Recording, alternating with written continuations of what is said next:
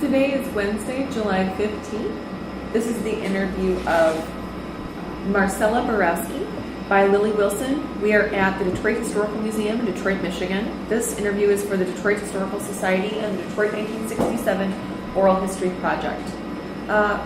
Marcy, can you start by telling me your birth date and place of birth? Yes. My birth date is October 24th, 1951. I was born in Detroit, Michigan. Okay. And what neighborhood did you live in as a child? I lived on the Lower East Side of Detroit, 3718 St. Clair. It was between Gratiot and Connor, considered the Lower East Side. Okay. Mm-hmm. Can you tell me a little bit about the makeup of that neighborhood, the types of families that lived there? We moved into the neighborhood in 1953, and at that time the ethnicity consisted of German people, Italian, not very many Polish people, basically Italian and German. And then later on, it started to become more mixed with African American people. I would say probably the late 50s, early 60s, because most of my classmates, it was a 50-50 makeup in school. Okay. What school did you go to? I attended St. Bernard's. It was on Fairview and Mac, and I attended from first grade to 8th grade. And at that time, they closed after I was in the 8th grade. And that St. Bernard was a Catholic school? Catholic school, yes. And it was 50-50 by the time you ended 8th grade? Most of my friends from first grade on, I started in the first grade. Most of my girlfriends at that time, it was easily a mix of 50-50, black girlfriends and white girlfriends. Wow, okay. So in Detroit, in 1967, what do you remember about July of that summer? That summer was not like today in 2015. It was a very humid July, hot, no air conditioning in the house. Okay. I remember it being very, very hot. And what do you remember about the sort of civil unrest during that month? What was going on? Well, when the first problem started in July, I can go back to the actual day of the event. Would you like me to go there? Yeah, tell me about what you were doing, what your family was doing. Okay, we lived at that time with my aunt, uncle, and cousin, and that would consist of my mother, sister, and myself, because my father was deceased. And we were watching the Ed Sullivan Show on Sunday night, and it started at 8 o'clock. And my aunt, uncle, and my cousin, who at the time would be about 13, were visiting my aunt and uncle in Dearborn. Okay. And it was about maybe 8:05 or so that my uncle called us at the home on St. Clair and had heard on the radio there had been some rioting and fires.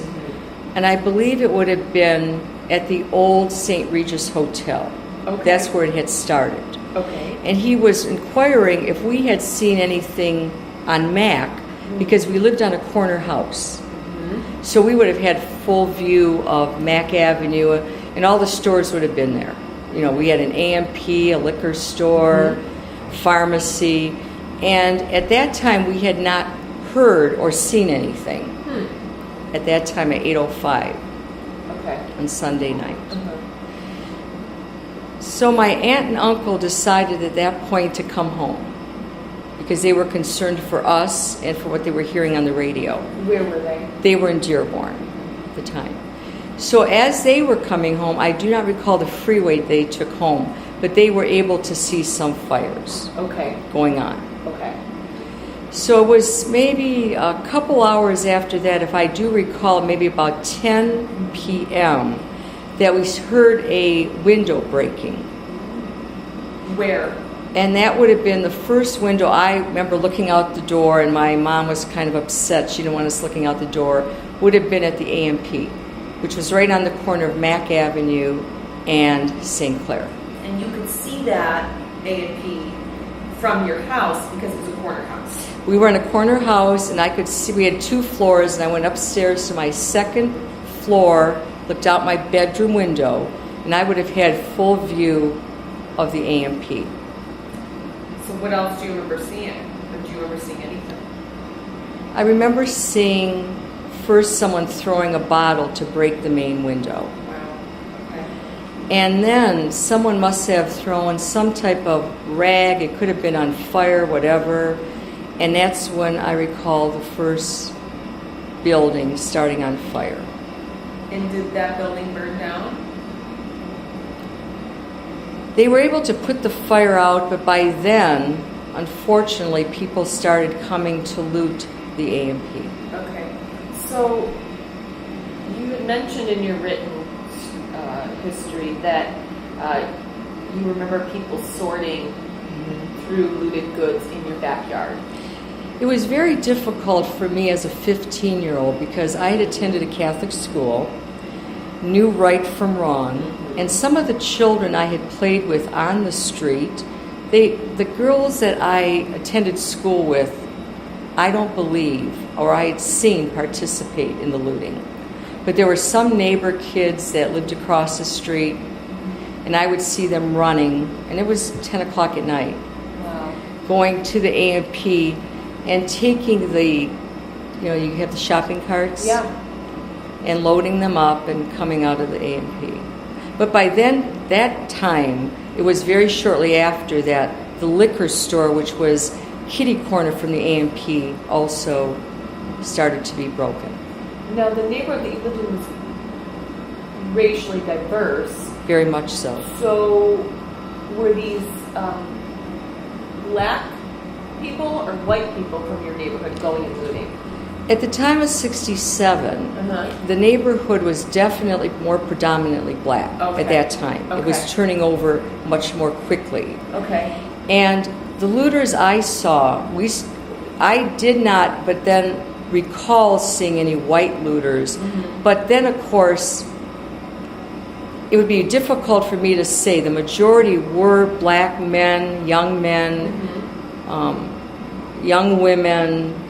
I would not have seen a lot of the elderly men and women going into the businesses. So it was mainly young black men and women. Yes. You saw. I would say teenagers to early 20s. And you didn't see any white people going and looting? I did not see it. I do recall the girl across the street, we did not attend school together, but we played occasionally. She would have been a few years younger than me, and I was 15. She may have been about 12. She invited me to come loot. She asked me, she said, Marcella, everybody called me Marcella. They said, Marcella, why don't you come get some stuff? And I remember saying to her, it's wrong. It's not our stuff. So And you were 15? I was 15 at the time. How did she react to you? She just kind of laughed and smiled and went about her business. I mean, there was no name calling or say you're stupid or anything like that. She just left and went to the A&P. So, why do you think, looking back now as an adult and being 15, what is the reason that you think that you didn't go and join in on the looting? Well, I knew it was morally wrong. Okay. There was no doubt in my mind. Okay. Because I was taught you did not steal. I was taught to respect other people's properties. There was no way in my mind that I knew that was right. Nobody could convince me it was right. And what about your mom at the time and the other adults in your house? Because you were... Yes. It was your aunt and uncle as well, and your mom. What did they say about this to you? Exact same thing. They said, they said, stay in the house, do not participate in this, it's wrong, and we did not participate. And do you remember any of your friends on the streets, any of your black friends on the street? Do you remember their parents telling them similar things, or do you remember any of them refraining from the looting and stealing? The girls that I knew that went to school did refrain from the looting. Okay, so the black girls that you were friends with, that Yes. went to St. Bernard's with you, did not. Did not do Okay, it. okay. because we would, it was such a hectic time that there was so much going on. But I still had girlfriends that I was able to call on the phone. Okay. And we were all scared, including them.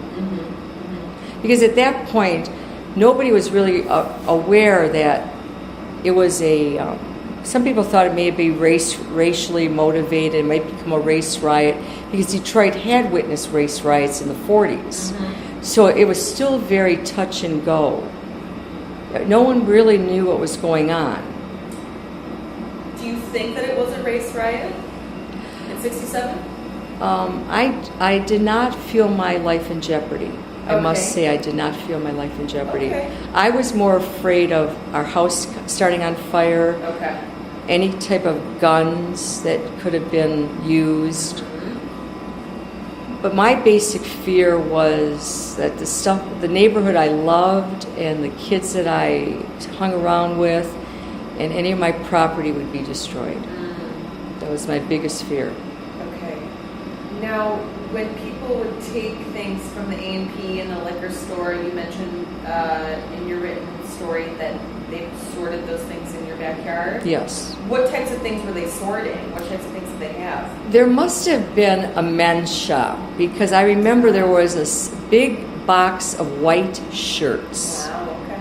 And I remember the trying to sort the things by sizes. That I do remember. The people in your yard.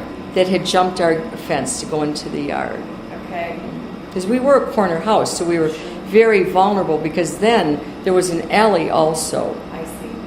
And my uncle owned a greenhouse, which was on the other side of the alley.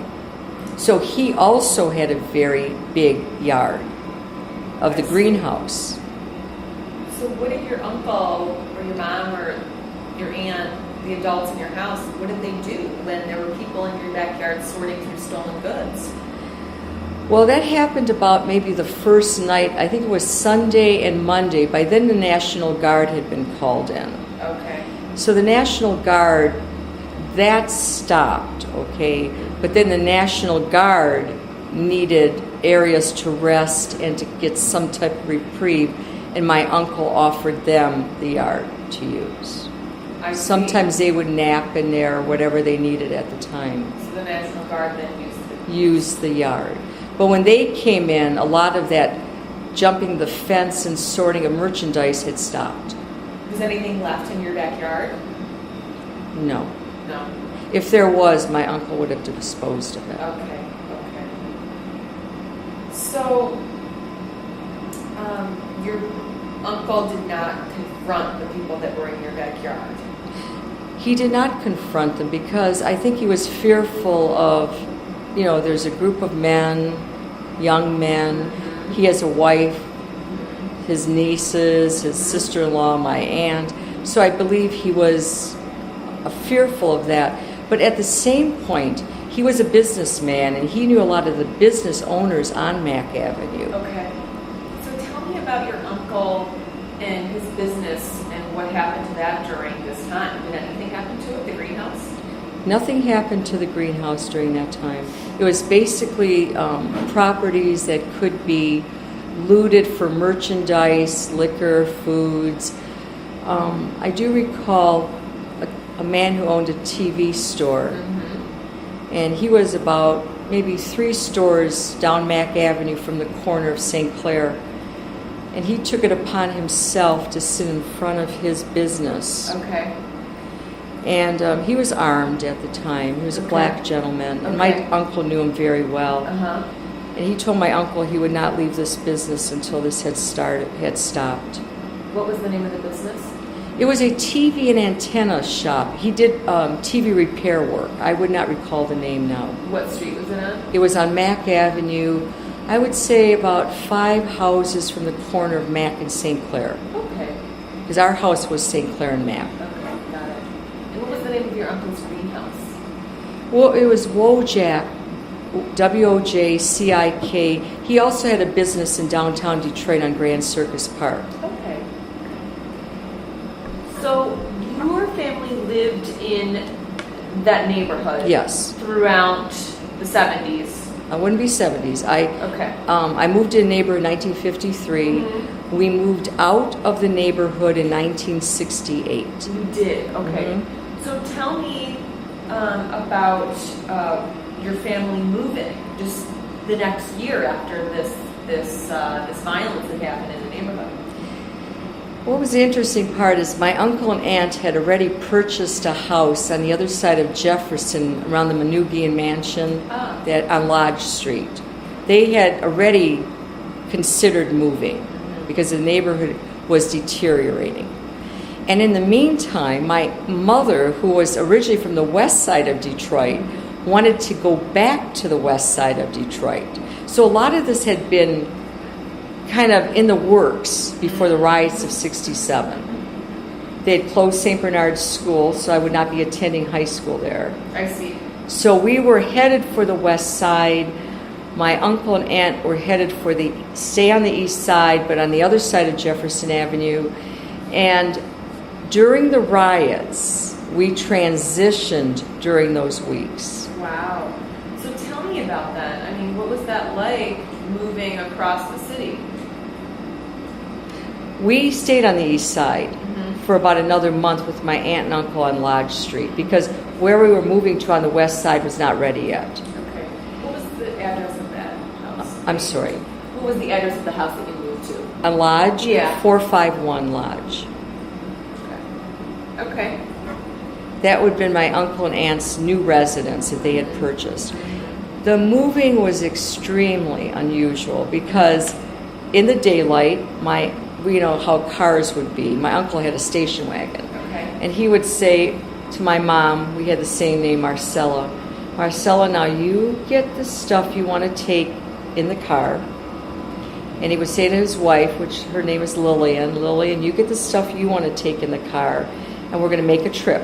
Okay. And then we'd go across St. Clair Street, which would cross Mack Avenue, and you'd keep on going till you got to Jefferson. Because St. Clair goes into Jefferson Avenue.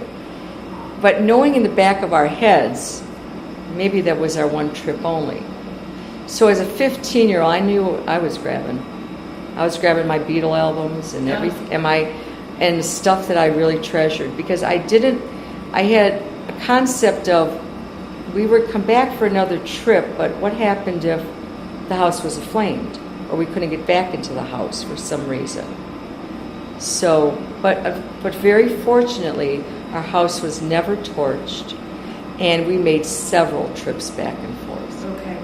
So this was what month in 1967? The riots started in July. So you were actually moving during that time? During the riots of July and during the month of August. Wow. By September, we were pretty done with moving stuff out of our house. And did they sell the house?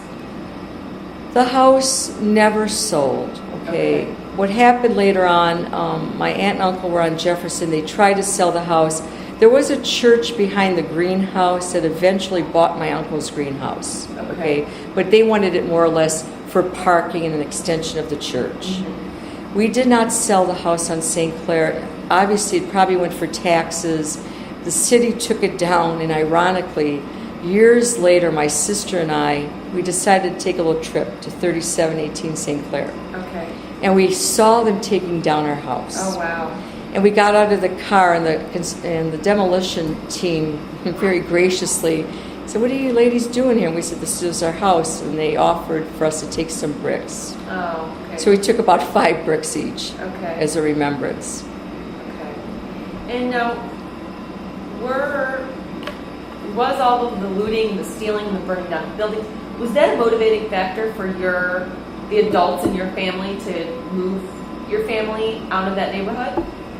See, my uncle, I'm not really sure. I know the neighborhood, it was deteriorating, and it wasn't because it was turning more black, because it was always a very integrated neighborhood. Okay. That's why as a 15-year-old, it was very difficult for me to digest what was going on.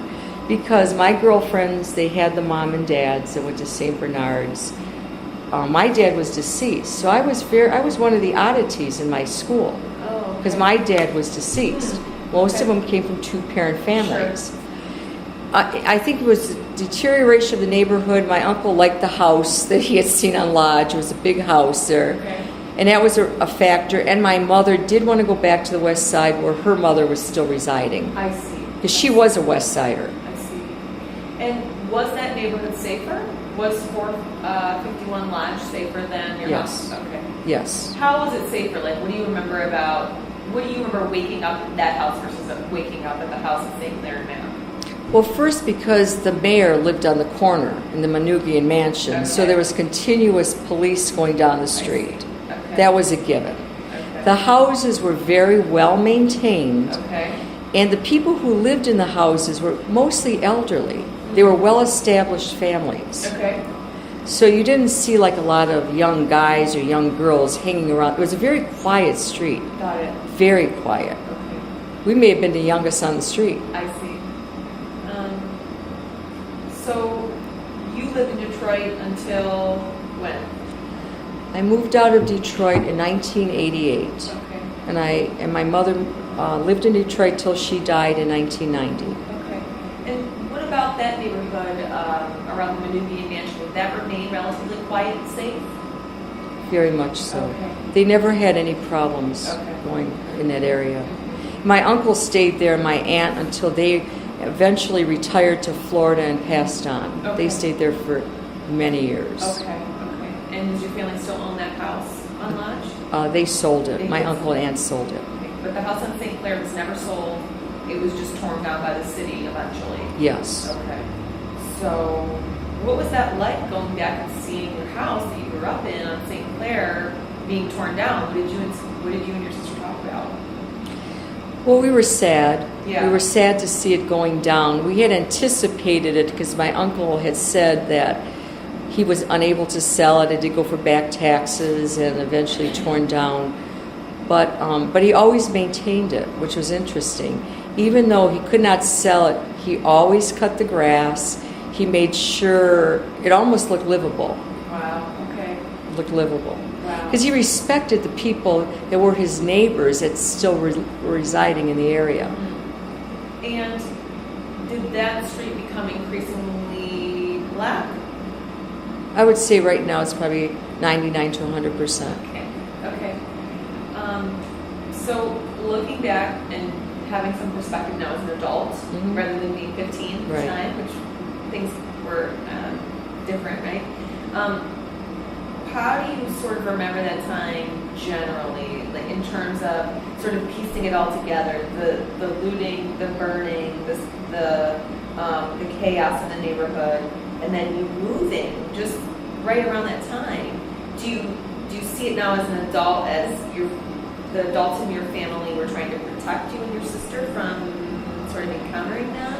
Or do you think that it really was just your uncle wanted a bigger house? Well, I believe that he wanted the different house only because more than likely he had sold the greenhouse. So there was really no purpose there for him anymore. And he already, before the riots had even started, he had obtained this house on Lodge. Oh, I see. So I believe he did want a bigger house. And my mother already, before the riots, wanted to get back to the west side because I that was her hood. I see. She was born there. Sure. So for her to move to the east side when my dad died would not have been her first choice. I see. She wanted to stay west I side. see. And what high school did you end up going to? For 1 year, I went to St. Rose of Lima on Kirchhoff for 1 year, and then 3 years at Holy Redeemer. Okay. That's where I graduated. Okay. And what was the makeup of that school in terms of class and race, etc.? The amazing part, when we moved to Southwest Detroit, it was, I would say, 99.9% white. Okay, interesting. In my high school, I had a couple of girlfriends who were Hispanic, and that would have been 1966 to 69. But most of I would say, I do not recall, and I have good memory, we did not have one African American student in my grade. And these were Catholic schools. Catholic schools, yes. Is there anything else that you want to talk about from that time? It sounds like it was very eventful for you. But is there anything else that we haven't talked about that you'd like to share? I think I pretty much covered everything. It was a very sad time, and now when I look back at these riots that take place now in 2015, very, very, I would say zero amount of good comes from it. Zero amount. Because if you look in Detroit, as being a Detroiter I'm 63 years old, and I worked in Detroit when I graduated in 69, from 1970, I left Detroit working in 1992, and I worked in many companies in Detroit. Yeah. The neighborhoods never revived. They never revived. Okay. So it was really, nothing good comes from it. That's all I could, be my final thought of a riot. Where do you live today? I moved my mom stayed in Detroit to 1990. When my husband and I married in 88, he was an East Sider, and I was a Southwest Detroit Sider, so we decided on downriver. Oh, okay. So we lived downriver. Okay, all right. One final question Yes. About the National Guard coming in and staying in the backyard of your house on St. Clair. Do you remember having any conversations with them, or your uncle, or your aunt, or your mom having any conversations with them? Being 15-year-old girl, I thought they were very cute. So I wanted to have conversations with them. Okay. But they were probably in their early 20s, most were in 30s. So I did not have conversations with them. I think only because I was admiring them from afar as a teenager. Okay. And my sister was 19, so I'm sure she was admiring them also. I remember my mom, my aunt, and my mother making sandwiches for them, offering coffee. They had asked permission if they could stay in the yard. I do remember it may have been a sergeant or whomever knocking on the front door, and they were given permission. Okay. And do you remember the adults in your home talking about it at all while they were out there?